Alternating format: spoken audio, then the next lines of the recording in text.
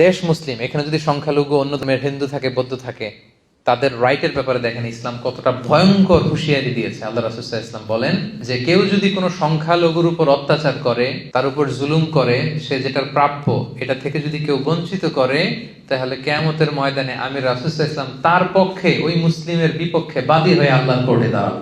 আপনি নামাজ পড়তে পড়তে কপালে দাগ ফেলাই দিয়েছেন, দাড়ি রাখতে রাখতে এত লম্বা জুব্বা, এরপরে হিন্দুদের বাড়ি দখল করতেছেন আর বলতেছেন আপনি বড় হাজী সাহেব। আল্লাহ রাসূল সাল্লাল্লাহু আলাইহি ওয়াসাল্লাম বলেন কিয়ামতের দিন আল্লাহ রাসূল ওই হিন্দুর পক্ষে থাকবে, আপনার বিপক্ষে। কথাটার ওজন খেয়াল করেন। আল্লাহ রাসূল সাল্লাল্লাহু আলাইহি ওয়াসাল্লাম বলেছেন তুমি মুসলিম হও, তুমি হাজী হও, তুমি যেটা হও, তোমার বিপক্ষে থাকবে আমার অবস্থান কিয়ামতের দিন।